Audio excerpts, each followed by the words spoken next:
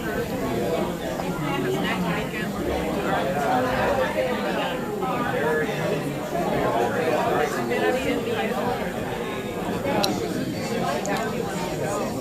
afternoon, everyone.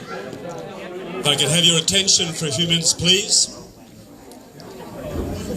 I'm Father Brian Harrison, the pastor of St Mary of Victories, and I'd like to wish you all a very, very warm welcome this afternoon for the first of what we hope will be a series of speaking events in the coming year or so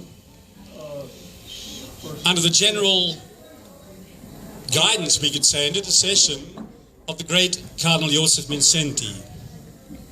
Most of you, I think, know here that an important step along the road to his canonization was recently taken in Rome. Pope Francis declared him venerable, which means that he has been judged to have shown heroic virtue during his life.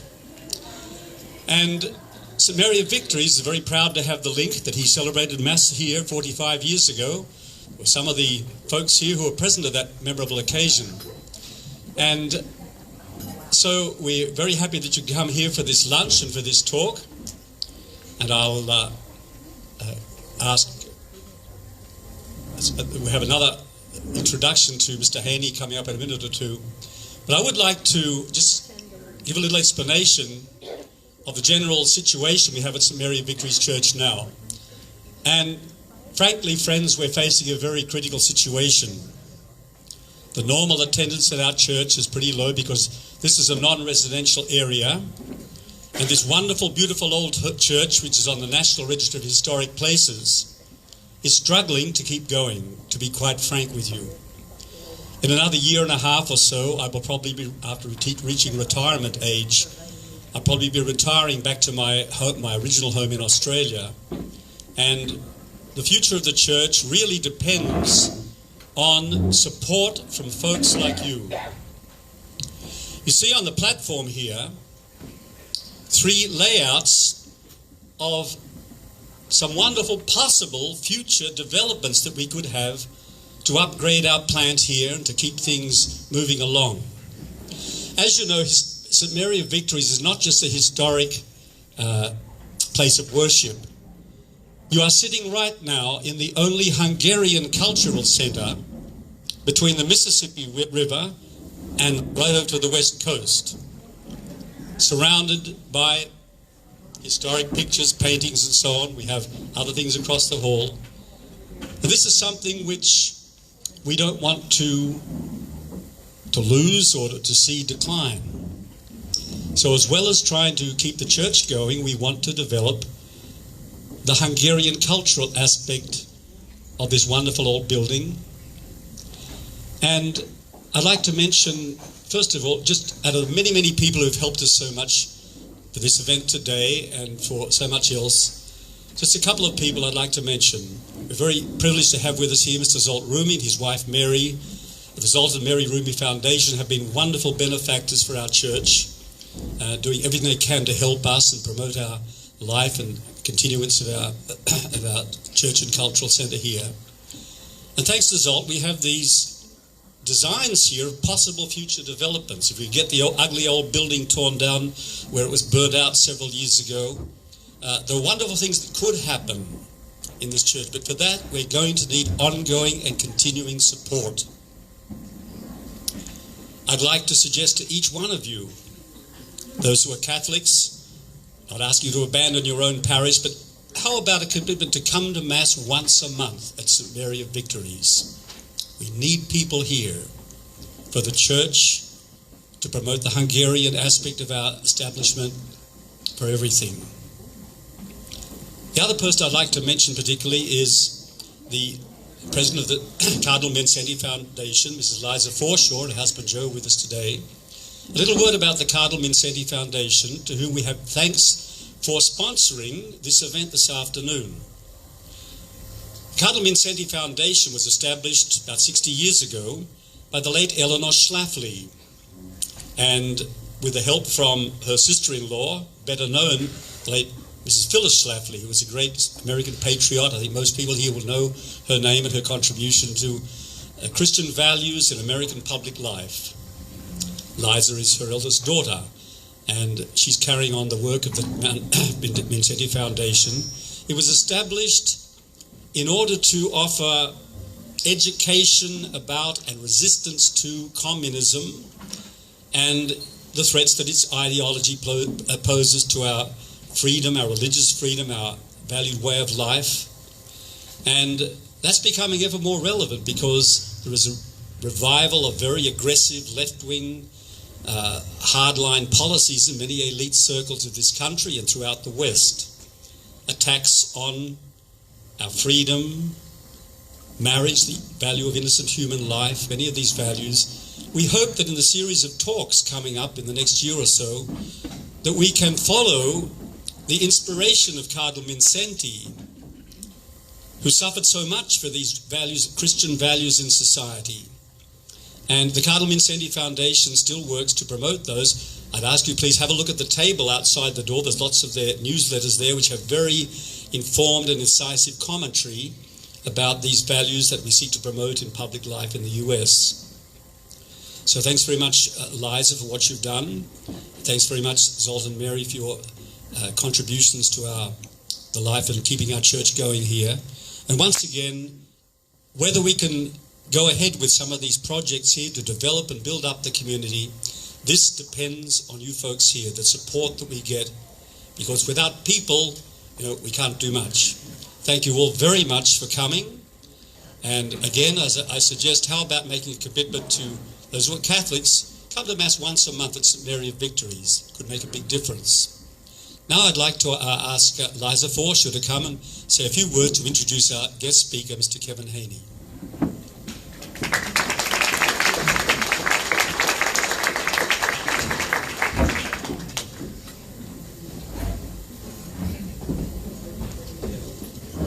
Thank you, Father. I'm delighted to see so many of you here today to hear about a truly great hero, Cardinal Mindszenty, who inspired my aunt and my parents way back in 1958 when they founded the Cardinal Mindszenty Foundation.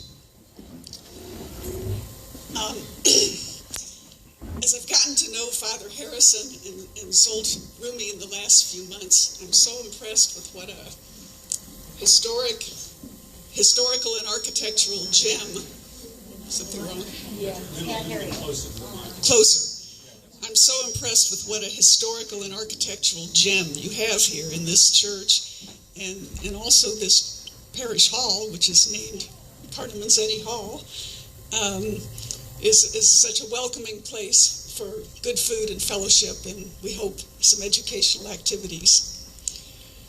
Our speaker is a gentleman from Chicago whom I just met this morning, but he's involved with our organization for many years and ran a number of successful educational conferences in Chicago, and I think has been an admirer of Cardinal Mindszenty since he was a young man when he founded a Mindszenty study group right out of college.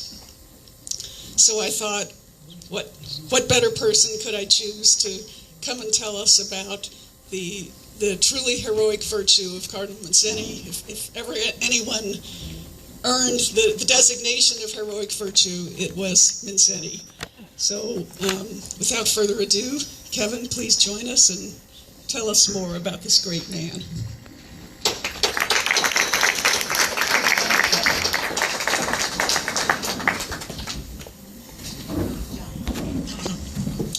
Thank you very much, Liza. Thank you all for coming today. I appreciate it very much. My topic today is the heroic virtue of Cardinal Mindszenty. The heroic virtue of Cardinal Mindszenty was lived in the modern age. He's in contradiction to some of the holy figures you've heard about in the past who go off to a monastery to, kind of regulate their food. They fast. They, find a cell for themselves to be in, and they meditate upon the Passion. In the life of Cardinal Mindszenty, he went through similar acts of these. However, he didn't have to go away anywhere to be put in a cell. People came to put him in a cell. He didn't have to worry about some dietary program he could set for himself to inspire himself. His jailers took care of that for him. They tended to starve him. And at the time of his show trial in 1948 and 49, when he was in prison, he even reduced his diet more because he was concerned that he was going to be drugged and further humiliated in this show trial the communists were putting on. Again, he didn't have to go off to a monastery to meditate on the Passion of Christ. He had jailers to beat him and torture him personally. He had the opportunity to be dressed up in a clown suit by his captors and beaten very ceaselessly. So again, he lived a life of heroic virtue in a modern age, and he did not have to go away from the world. The world came to him to kind of compel him into this heroic virtue, which the world would sometimes applaud and sometimes would rather not hear about.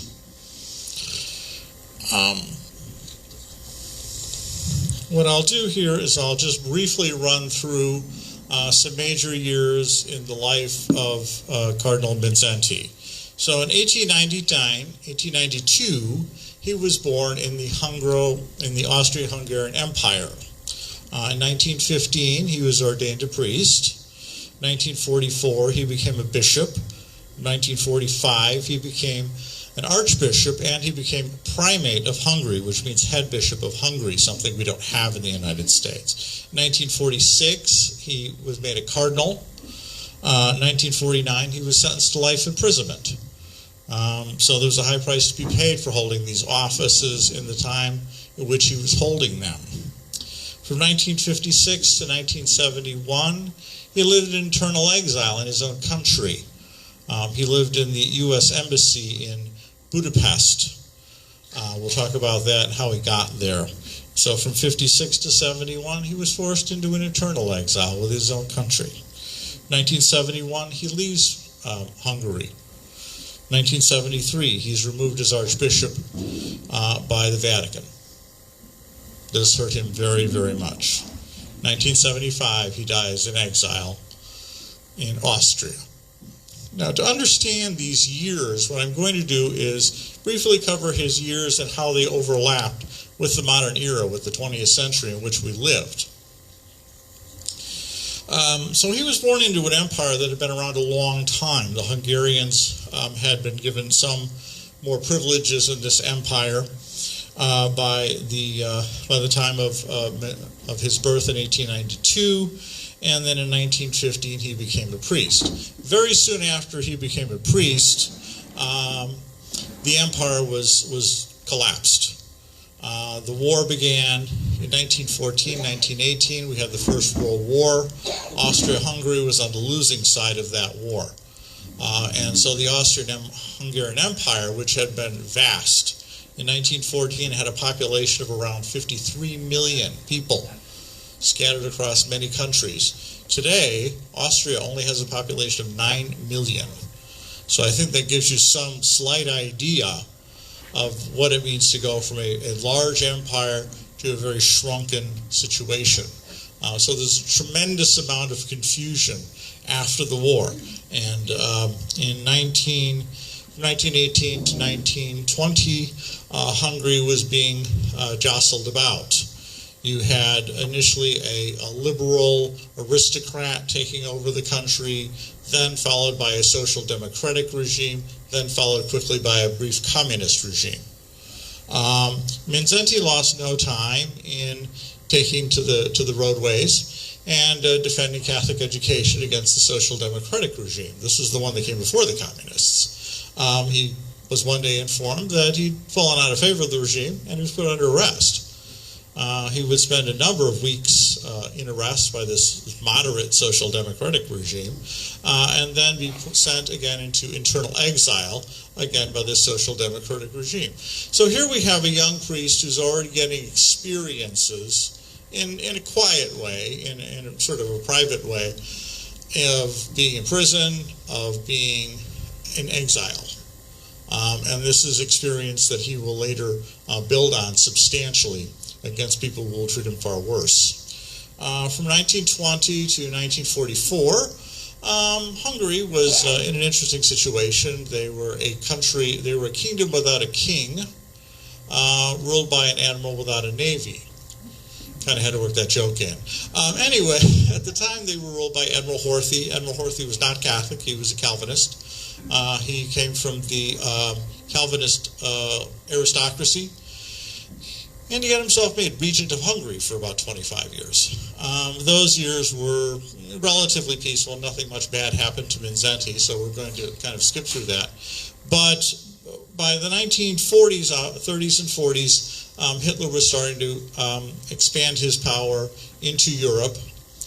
So they had managed to put down the communist regime in Hungary in 1920, had this regent come in, but by 1941, Hungary had been pulled into World War II. So many Hungarians were fighting on the Eastern Front against the Red Army, and by 1944, it was looking very much like Hitler had lost the war, and Admiral Horthy and the other smaller Axis powers tried to make a separate peace. Hitler would not have any of that, and Horthy was overthrown in a coup, and he was replaced by a puppet regime of local-grown Nazis called the Arrow-Cross.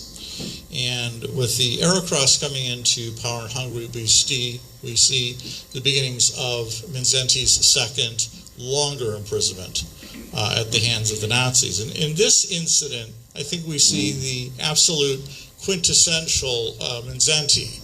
The feud that he initially gets into the Arrow-Cross with is this. Admiral Horthy was ruling Hungary. He was not too eager to deport Jews, which obviously the Germans were eager to do so. The Arrow-Cross was quite happy to do so when they came into power in 1944. Mindszenty, of course, had, like the other bishops, signed a protest letter, but Mindszenty went further. The local Arrow-Cross political boss in his area decided to have a mass of celebration set for the deportation of the Jews of his area. Mindszenty would have none of that. He canceled the mass. We've opposed this thing. We're not going to use one of our churches to celebrate something that we oppose and that you want, that we oppose. So in that respect, he quickly got sort of in the crosshairs of the Arrow-Cross party, and they arrested him. He would spend several months, pretty much a very cold winter, at the end of 44 and through 45 in prison. In the prison, these kind of makeshift prisons he was stuck in, conditions were pretty bad. A number of his seminarians had opted to actually march with him down to the police station and were imprisoned with him. And a lot of the Hungarian patriots who had tried to pull Hungary out of the war were being tried and executed right in those very places. While Mindszenty was locked up there. So again, he did not have to go somewhere to see the Passion or a cell, or for that matter, to see people basically being put to death for doing the right thing. In 1945, in the spring, the Red Army started coming through Hungary. I won't really use the term liberate, because it's not exactly appropriate. And a lot of horrors were visited upon Hungary at that point. 2 Hungarian bishops actually laid down their lives trying to protect villagers from the encroachment of the Red Army and from attacks by Red Army soldiers on the local village women. So Mindszenty was at first taken out of prison by the communists. And so for the next few years, from 1945 to 48, you had a period where Hungary was trying to, Hungarian people were trying to emerge as a free country, while the Communist Party was trying to drag them into the Iron Curtain, to make them subject to the Soviet Empire. And so you would have elections. The West obviously was able to witness all of these goings on, and I think was very initially concerned to see what having a democracy looked like with Soviet tanks hanging around and that sort of thing. So various parties came in, the Smallholders Party, the Freedom Party, and so forth, and the communists kept kind of, whittling their numbers down, using pressure, using bribery, arresting people, declaring people, quote, war criminals, whether they were or not. War criminals simply means they didn't like you and they wanted to get rid of you. So by 1948, we have the situation in which the communists have managed to grab enough control where they feel comfortable arresting Cardinal Mindszenty directly. They had arrested a number of other people who had opposed them. They had attempted to infiltrate the church.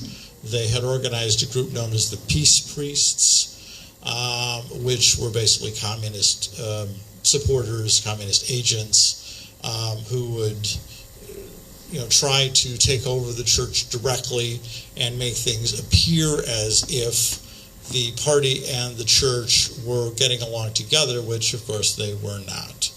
In 1948, we find that Cardinal Hungary is arrested. Now, at this point, at the end of 1948, Cardinal Mindszenty is arrested. At this point, Mindszenty is a very big hero in the Western democracies. This is around the time he's on the cover of Time magazine. The Western press uniformly reports the trial as being a show trial. So the West is getting a pretty good view of what things are like in Hungary at that time. And Mindszenty is seen as a hero of that time. When I was going through and doing my research, I found that Mindszenty must have been a really major figure in the late 40s. He seemed to be making the communists very upset. In fact, I was on a communist website in India or someplace, and they still had copies of this old book that had been produced by a communist agent who was a British journalist who was working for a conservative newspaper, who was doing a book for the communists from Eastern Europe, while no doubt traveling in Eastern Europe under the guise of a conservative British journalist. So in the course of this book, which is of course singing the praises of the communists, you cannot believe how well the people in Hungary were eating in 1948 according to this book. It was fantastic, much better than the United States. And so he had managed to get an interview with Cardinal Mindszenty. Mindszenty's people had actually checked this guy's credentials at the time and found out, oh yeah, he's fine as a journalist. And of course here he is, goes around, interviews with Cardinal Mindszenty, and then writes a second interview, no doubt, in this book for the communists, which he does not put his name to. So I have no idea who this journalist was, but the Communist Archive was still preserving his book, which was him taking a tour of Eastern Europe and writing about how marvelous things were there. So I think you get some idea just from that of the sort of complexities of the propaganda war and the intelligence war that was going on. This was kind of something people almost hadn't seen before, with double agents and agents who weren't just running around trying to snag plans. I mean, this was a war of information and propaganda. And at that point in the war, even then, the communists were worried about defaming Mindszenty, getting one of their people to go in there. They also had newspapers in the West that were again attacking Mindszenty. So he must have been a really big thorn in their side. He was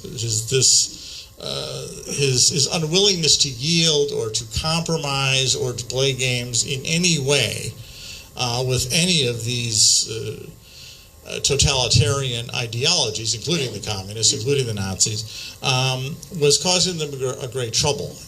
Their concept of divide and conquer, of convincing that, come on over to us and you'll get something in exchange, was not working with Mindszenty. He just wouldn't deal. He would not sit at the game. He would not sit in at the table. And for that reason, he was never compromised in that way. As you kind of read through his memoirs and other books at the time, you'll find that other priests some founders of youth organizations or some bishops would feel, well, if I go along a little bit, these guys are ultimately they're going to run things because they got the Soviet Union right here, and so we'll try and compromise. They'd wind up in prison too, but after they'd been compromised and after they had been used to achieve whatever the goals the communists wanted to achieve with them, and then they went off to the labor camp. Mindszenty, on the other hand, since he would not deal, could not be compromised in that way. So he has the show trial, which is seen by the world. It's kind of a black eye, I'm sure, in terms of propaganda-wise for the communists at the time. And he goes into prison for a lengthy period of time until the end of 1956, near the end of 1956. As probably all of you know, in 1956, Khrushchev takes over. By 1956, Khrushchev had taken over from Stalin as the dictator of the Soviet Union and was engaging on a sort of bit of a show of reform. And he was denouncing Stalin, and he was giving somewhat mixed messages out there. And this caused protests both in Poland and in Hungary. Now, in Hungary, they were able to rein in the situation. In Poland, they were not. Hungarians started gathering around the monuments to heroes of the 1848 rebellion against the Austrians, and the demonstrations got bigger. And eventually they got to the point where there was shooting in the streets. Elements of the army came over to the government. The government, which was a communist government, but they were communists who were looking for a more independent situation. Okay, so they weren't looking for an anti-communist regime, but they were looking for a more independent situation, sort of like, I guess you'd say, Yugoslavia at the time. And so Mindszenty, part of the way through this rebellion, was actually released from prison. So here's a guy who's been sitting in jail for 8 years, probably not under terribly good conditions. He did manage to say 6 rosaries a day on his fingers. And part of the way through this rebellion, they finally spring him.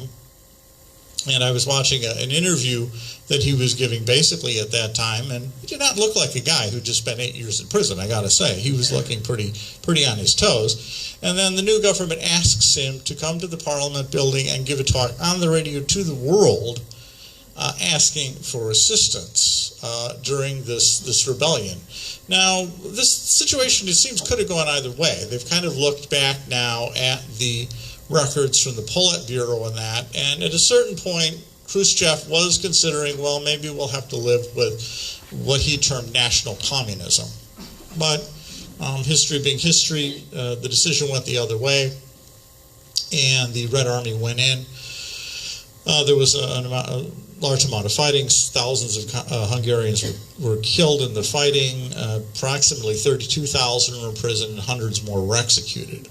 Mindszenty would not flee the country, though. 200,000 Hungarians got out of the country during this period of uprising. The communists were kind of willing to let people go as sort of a pressure valve situation, but Mindszenty wouldn't leave his flock. He decided, well, okay, where's the closest embassy we can stay in? And he wasn't very far from the American embassy. So again, here's a guy, 8 years in jail, only a couple of years out, doesn't flee the country. He decides to go into internal exile. So here he is walking past a bunch of Soviet tanks and makes it into the U.S. Embassy. The U.S. Embassy calls over to Washington, and Eisenhower grants asylum within about half an hour. So that was pretty quick.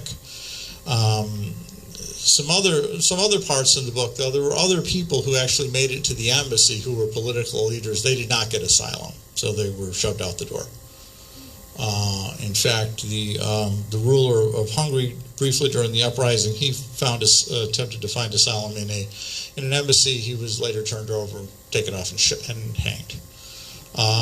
So merely getting to an embassy was not going to get you too much. I think in this respect, it was very fortunate that Cardinal Mindszenty, with his very stand-up kind of scene, Time magazine image that he generated over the years, was the one to be requesting, or possibly he would not have gotten the the approval so quickly as he did. So here he is now from 1956 to 1971. Cardinal Mindszenty kind of has checkmated the communist system.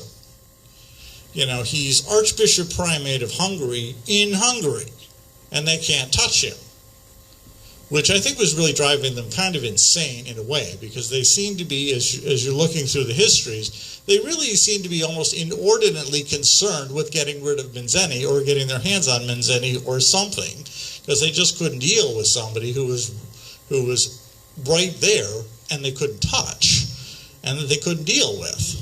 It was just driving them kind of insane, I think. So from 56 to 71, he's there.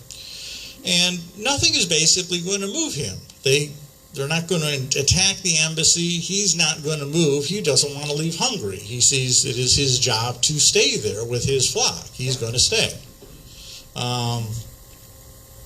But history tends to move on.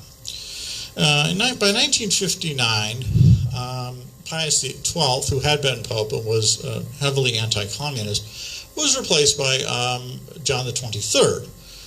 John the 23rd's major concern was having a council and sort of world peace. So at this point, under John the 23rd, you have a real serious political shifting in the politics of the Vatican.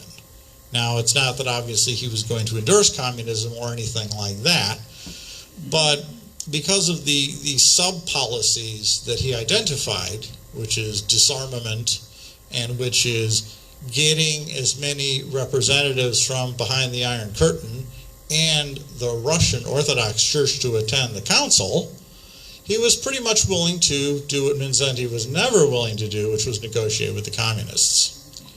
And the communists could pretty much sense that he wanted this deal. Now, because of the fact that there's a lot of new research out, and the minutes and the records from the communist Politburos and intelligence agencies are on our hands now, we can literally see what the communist strategy was with regard to the Catholic Church during these years, how it shifted. Initially, in 58, their position was the church is an immovable object. It's our absolute enemy. That's it. We can't trust them because they're going to do us in. That shifted. So their policy started to be long-term, yes, we will destroy religion. Short-term, we are going to use it to our benefit. So, we start recruiting. So as I had, I think, mentioned before, in Hungary, they had already started recruiting these peace priests, so-called, and I'm sure they did the same thing in other places, where they were recruiting priests. If you were more cooperative with them, you got a better assignment, you got a fast-track career, you got money. If you didn't cooperate, no good. So the communists started to have a twofold strategy. It was that institutional church can stay, but clerical reaction is going to be crushed. So the institutional church is, we'll keep the churches in place so long as we control the bishops, we have our agents in the seminaries, and that they kind of spout the party line. And within a couple of years of Mindszenty's arrest, the Hungarian hierarchy had actually sworn an oath to the state. And so they were willing to kind of try and negotiate a situation. This negotiated situation never worked well. I had seen the agreement that they had signed, and in exchange for their support of the regime, they got like 8 schools back. They had lost like 10,000 schools, but because of their wonderful cooperation, they got like 8 schools back. So this is how great this negotiation idea was. Unfortunately, we can also see that their inter-memos on the Vatican, they followed a similar approach. Let's see how many we're going to decide who gets to go to the council. So at one point they were actually putting pressure on their own Russian Orthodox Church to go to the council because they didn't want to go. So they got them to go. They were also Khrushchev had decided on a program of utilizing Christian churches for their own political benefits. So in 1958, he had organized the Christian Peace Council in Prague in 1958, and he was using the Russian Orthodox Church. The patriarch is considered to have been an actual KGB agent during those years, in 1961, to infiltrate the World Council of Churches and push a peace agenda through the churches at that time. They're then deciding what bishops are going to get to go and who's going to get to go with the bishops to the council. And they're sort of having meetings. You're in a situation now where you have several different communist intelligence organizations, Hungarian, Czech, probably to a lesser extent German, Russian, all figuring out which bishops they're going to send, which of their theologians they're going to send to our agents. The bishops will report to the embassies in the various areas and give reports to them, so they only select the bishops that are most cooperative. They select the theologians that are their best trained and their closest agents to network with the church. So literally now the Kremlin has come up with a two-step strategy with regard to the council. We will send our bishops to identify divisions within the church, to support what they call progressive elements within the church, and to recruit who they can within the church. Now, logistically, if you're looking at an ecumenical council with thousands and thousands of people and thousands and hundreds of advisors, this is a recruitment cornucopia. Everybody's right there. You can recruit them. They will go back to where they come from, and you will now have connections all over the place. So you can see why the communists would offer this strategy. It was going to be a strategy that would serve them very well over the years. They were already initiating a peace movement, and I think later on you'd find that this would kind of lay the logistical groundwork and the connections later for the theology of liberation movement that would start percolating in the 1960s. So they would start this infiltration program. Now, they still have Mindszenty sitting here in the embassies. He's untouched by all this stuff in a strange way. Since he's in exile, he never attends the council. You know, it's always the Cold War to him. And he is sitting in his embassy, and he is not moving. Well, the communists want him out of the embassy. And they start pressuring the Vatican to get him out of the embassy. And, of course, by this time, the Nixon administration, by the 1970s, is interested in a détente policy with the Soviet Union. So by 1971, Mindszenty finds that not only is the Vatican putting him under pressure to leave for health reasons, but he gets a personal note from President Nixon. Now, Vice President Nixon had actually visited the Hungarian embassy when Mindszenty was there and never came around to see him. But he did come around by 1971 to send him a letter saying, more or less, we'd like you to go now. Loved having you, but bye-bye. That's not the exact wording, of course. But after that, Mindszenty, being a realist, came to the realization that, well, my host doesn't want me anymore and the Vatican's kind of pushing me out. So I guess it's time to go. However, he has conditions. He wants control of his memoirs, which I have a copy of here, and various things. He doesn't want to make any conditions. He doesn't want to be replaced as archbishop, and various conditions. And more or less the Vatican agrees to these conditions. And in 1971, Mindszenty finds himself released or kicked out of the embassy, depending on how you see it. Now, this is kind of unfortunate in a way. In a way, he had, as I say, the communists sort of checkmated, where he was in his home country, but free in his home country. But he was convinced that, this could work out. He could do things overseas. He could speak out and that sort of thing to a bigger audience. So in 1971, he left the embassy.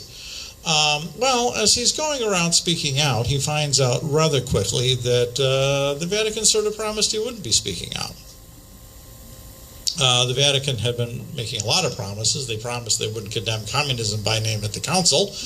in exchange for you being nice enough to send agents into the council. And they've also agreed that Mindszenty won't make any comments the Hungarian communist government doesn't want made. He's finally informed of this about 1972. So I think his response more or less is, well, I would have stayed where I was if I'd known, these deals that you guys were made. Now, the most, in a way, tremendous irony of this is he gets his talk censored when he goes to visit Fatima in Portugal. Now, for those of you familiar, there was an apparition of Our Lady of Fatima in 1917 where it warned of Russia spreading her errors. Well, by 1972, an exiled cardinal from a Catholic country isn't even free to express unhappiness with the communist system in Fatima in Portugal, because his talk is being censored by the Vatican Diplomatic Corps directly.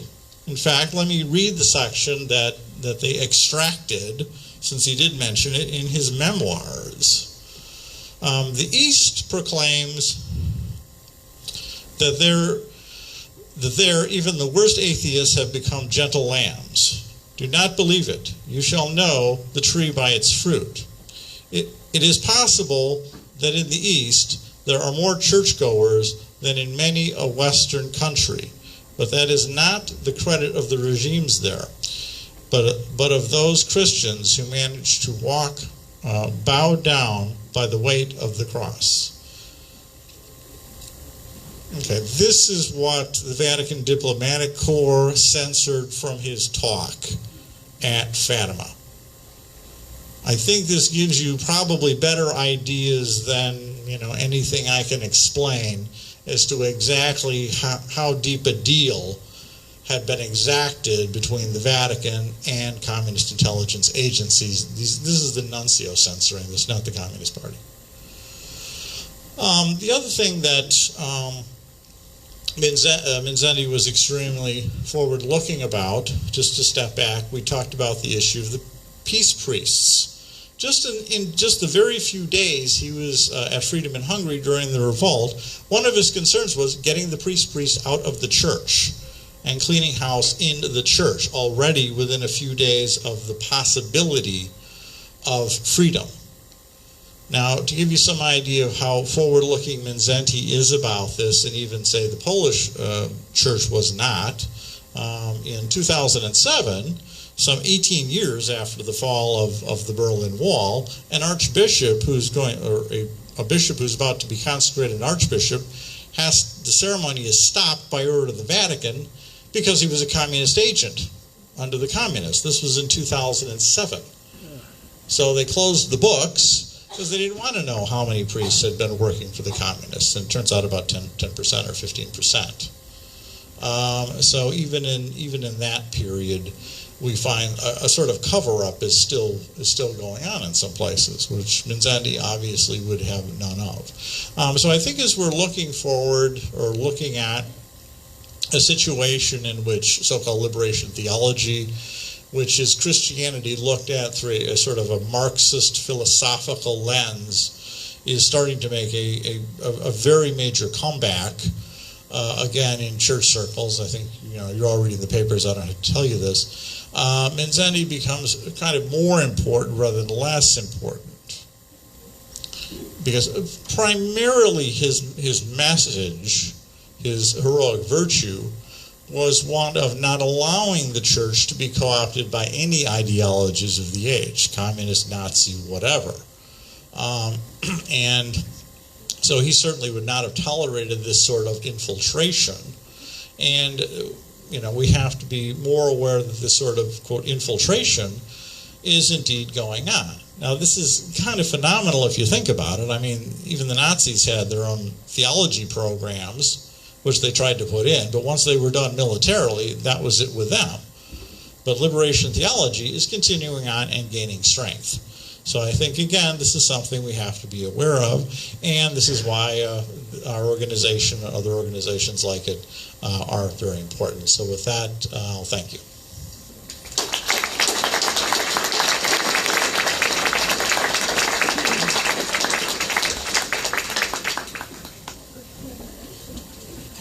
Sure. Thank you very much, Kevin. That was a really gripping talk, and I'm sure all of you found it very fascinating and very informative. Kevin has time for some questions. A bit of Q&A? Yes, Pam. I wondered if you would recommend a biography of Cardinal Mindszenty that would be readily available if someone wanted to order a biography of him. The memoirs? Yeah, we have the memoirs of Joszef Cardinal Mindszenty, which is right here. Now, when I was going through the memoirs, I was also going through a lot of other books. So, depending on your level of Cold War history, I would maybe work through several books. There's some books specifically on the Hungarian uprising. If you want more of a focus on that, there's some new books coming out. The Vatican II Behind the Iron Curtain, which has just come out from Catholic University, which I haven't even gotten in, and that allows you to look at the Cold War situation. This is the one I'm recommending. Yeah, so the memoirs.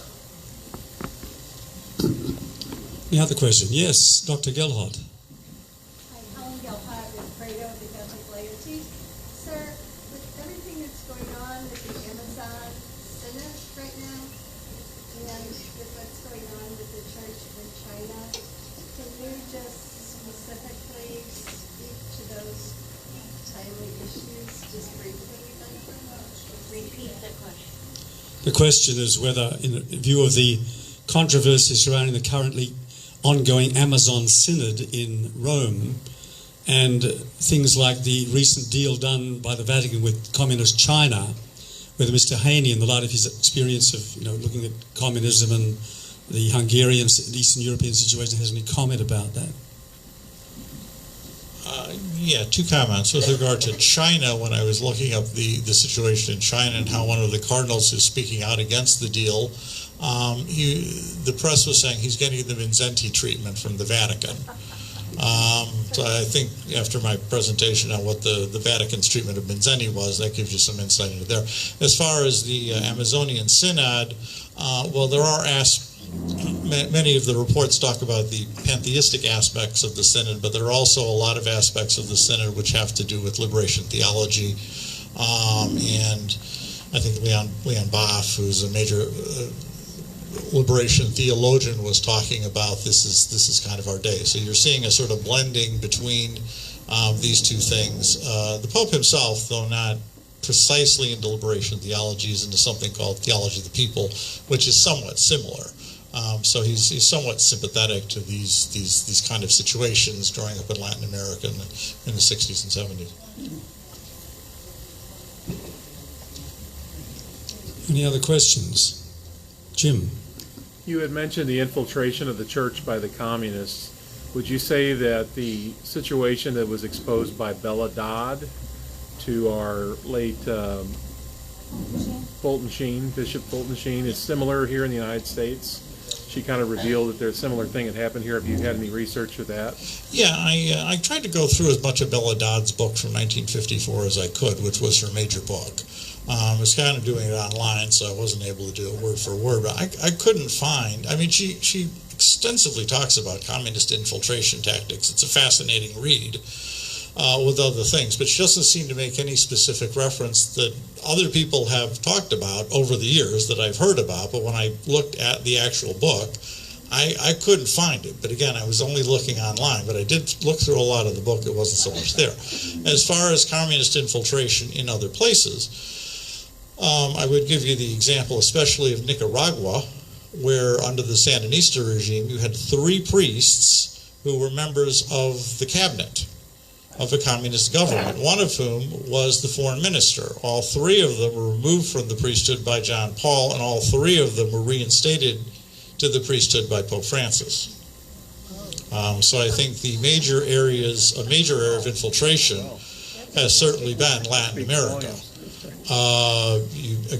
They started this infiltration business to the council, and reading, the works of the liberation theologians themselves about their own history, they talk about how they kind of got going gradually in the 1950s, By 1970, I know Orbis Press was founded. Orbis Press is a relatively small Catholic publishing house. It's funded entirely and owned by the Maryknolls. The Maryknolls were the American missionary group to Latin America. Orbis Press was founded by a priest named Dioscoso Borman, who would go on to become the foreign minister of communist Nicaragua.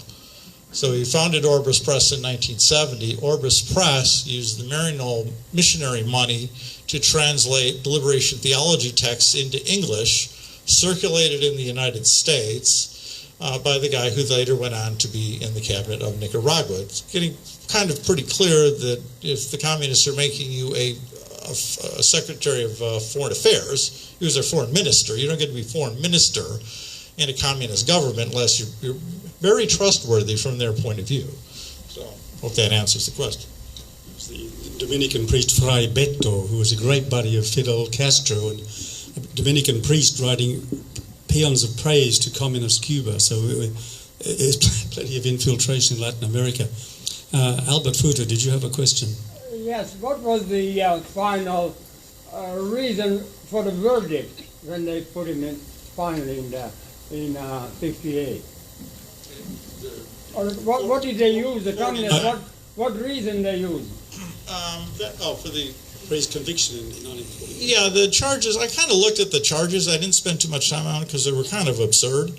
But I mean, he was trying to bring back the monarchy, the Habsburgs, which is kind of odd for a Hungarian anyway. But also, the usual thing about money. So was conspiracy. Several of his aides were on trial with him. So his treason was the actual charge. Yeah. But the subsections were, I did read them, but they were considered so odd that nobody took them too seriously. Also, when they released him in 1956, he made a statement. I was there. He wanted social justice for Hungary. He made a statement on the radio. I'm sure he made a bunch of statements. He made one long statement from the floor of the Parliament building over the radio. So I didn't bring the transcript of that, though, no. So a little question from me here. I think I was surprised to hear that, if I understand you correctly, Mindszenty was still the Archbishop of Esztergom, Budapest, when he was released from the Hungarian embassy, and for a while after that, I had the idea it sort of ended together. And when was it exactly that he was fired from his position? Was it about a year or so later? There was it. It was 73 when he was removed from his position. So what the communists wanted was they wanted him removed and a replacement. What Paul VI would do, possibly because he was getting more pressure because Mindszenty kept speaking out, was kind of a half-a-love strategy. So I'll remove him, but I won't replace anybody until he's dead. So. Yeah. Yes. Would you mind sharing with us a little bit more of the conditions he endured as a prisoner in the communist regime and what he witnessed and maybe besides saying the rosary 6 times a day, what kind of things he did to survive, with his faith? And he probably, I'm sure, ministered to other people while he was there as well, like many of them do. I looked a little more into the briefer. Oh. The question is whether Mr. Haney can give a few more details about the time that Mindszenty spent in the communist prison after he was convicted between 48 and 1956, about the time, how he was treated there, what he was able to do, if anything, by way of ministry to others, something like that, about his time in prison there. I didn't look so much at the lengthly imprisoned by the communists. He was denied. One thing they would do was they would increase his meat ration or give him a meat ration on Fridays in those days, and he would turn back the meat ration, and eventually they gave him a meat ration on Sunday. Also, one of the guards seemed to have put a small amount of wine and bread in the cell seemingly once, so that he could say Mass in 30 seconds or something like that. I've heard other accounts of that, but according to him, I think it just happened the once, and after that, it didn't happen anymore. When he was imprisoned by the Euro Cross, the Nazis, there were a lot of people being executed like at the same place, which has got to be a very disconcerting experience. Also, it was really cold.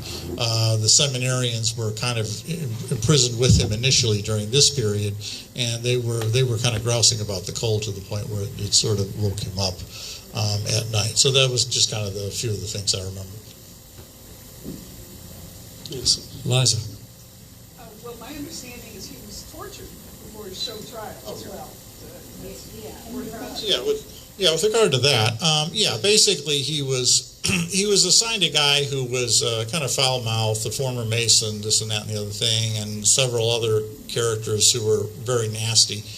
And so he was beaten basically with a rubber truncheon, which, is a lot thicker than a hose. So just kind of imagine a rubber tube about yay long and somebody who doesn't like you hitting you as hard as they can, as often as they can. Also, they would switch off on who was beating him. Also, they attempted to drug his food, maybe did. Also, they dressed him up in a clown suit. So in terms of interrogation tactics, they've got a few. They find that some people will withstand all kinds of physical pain. They find that some people will crack, who will withstand physical pain, will crack if they're humiliated.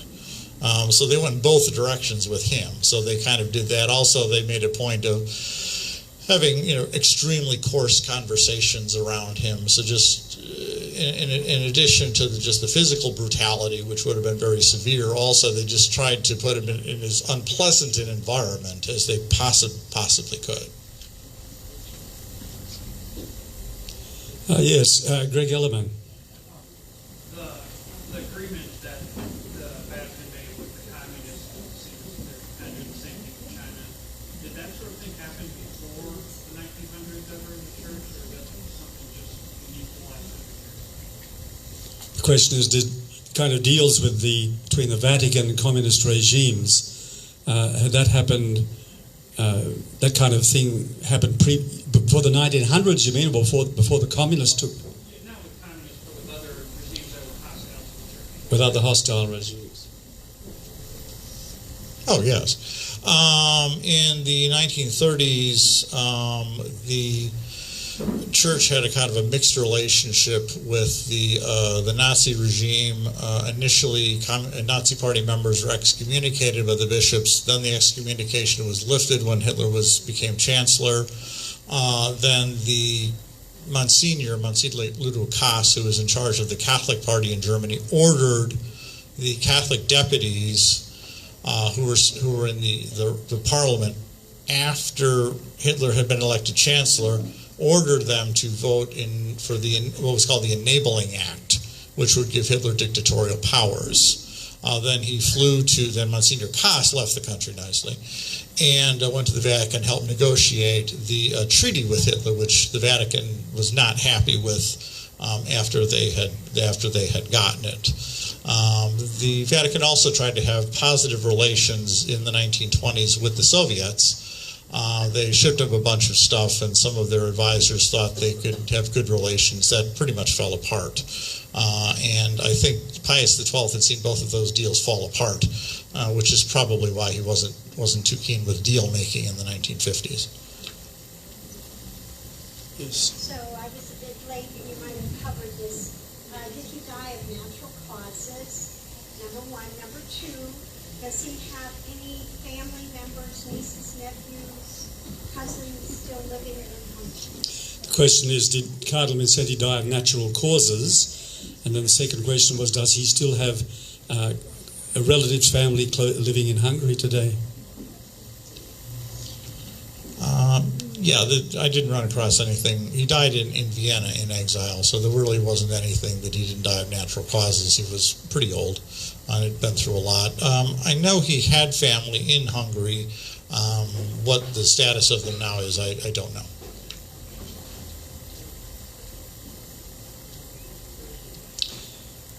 Yes, madam. I just wondered, while he was in the American Embassy, was he able to contact his flock or do any kind of leading for his flock? Question is, while Cardinal Mindszenty was in the U.S. Embassy, was he able to carry out any pastoral mission to his flock from inside that exile situation? I don't think he could have talked to his flock except indirectly. So he was basically in the building. He used to go out in the garden. He would have people come from overseas to visit him. So he had contact to, external sources, news people or politicians. Now, even if he sent a message out through them, it would have to come in through Radio Free Europe or something like that. So I suppose in that respect, since he had access to the outside world and since he had access to Hungarian newspapers and other newspapers, he could communicate, but it was a pretty roundabout process.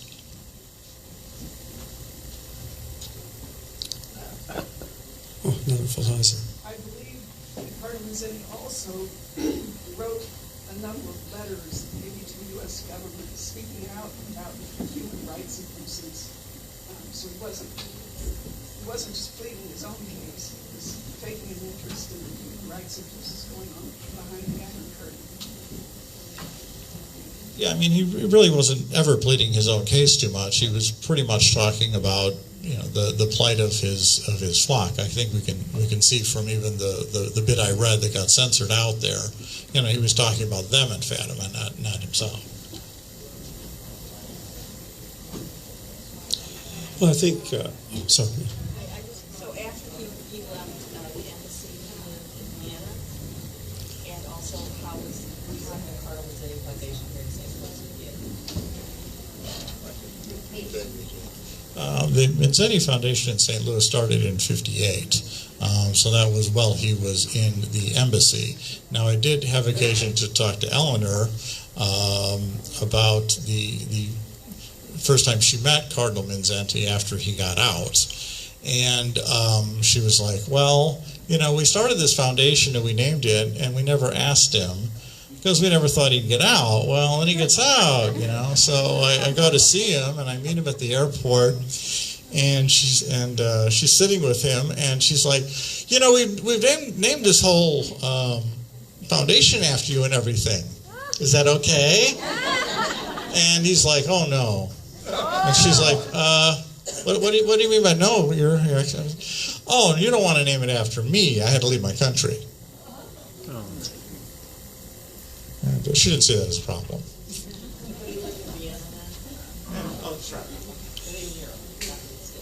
Well, when he was in the States. When did he die from that? Yes. I understand that Liza's father wanted to name the organization St. George. I don't know the full title, but after St. George slaying the dragon. Oh, wow. And her mom wrote a book, Mindszenty the Man. You might all be interested in that. That's a good book. That's Phyllis Schlafly. You're right, yes. The Man. And of course, we have much information at the Mindszenty Foundation and a very old movie called Guilty of Treason, ancient, but it does tell in film. That's on Amazon Prime. We watched it. You can find that on Amazon Prime, we're told. I think we're probably best to, time to wind up, I think. And before everyone leaves, for those who came for the talk and weren't here when I said a few words before while the dinner was still going on, invite you to have a look at the display here of possible future developments that, if we have enough support, could be something to help build up and develop St. Mary of Victories and St. Stephen of Hungary Chapel. This is the Hungarian Cultural Center, the only one between here, the Mississippi, and the West Coast, as well as being a church on the National Register of Historic Places. Beautiful gem of a church, but we are having trouble keeping going. We need your support. It's wonderful that so many of you came today, and we ask you, please, as I said at the beginning here, those who are Catholics, think about coming once a month to church at St. Mary of Victories. We need people here. We're grateful for your support, and we hope you'll keep on supporting us. We plan to have a series of talks like this, and I'll thank Mr. Haney in just one second. We do have, quite likely we'll be able to have the Hungarian ambassador to the United States, Dr. Laszlo Szabo, coming sometime the first half of next year. He's expressed his willingness to come if he can fit into his program. That would be a wonderful talk about continuing the kind of values, Christian values in society that Mindszenty stood up for, and how there are attempts today to carry on that with that tradition in Hungary itself. So we'll keep you informed. If you haven't left your phone number or email with us, please do so before going. We want to keep you all informed of upcoming events in this series. We invite you to come and have a look at these layouts. This could happen, but it will need a lot of support.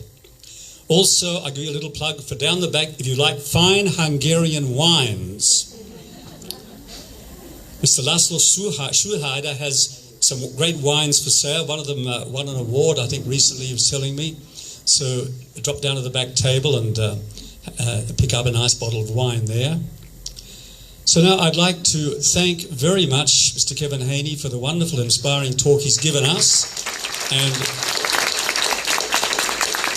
to the Cardinal Mindszenty Foundation for sponsoring this event, and hopefully we'll carry on with other events that we hope will build up our church community and the Hungarian tradition here at this church, which has so much to offer in terms of promoting Christian values in our nation, our society.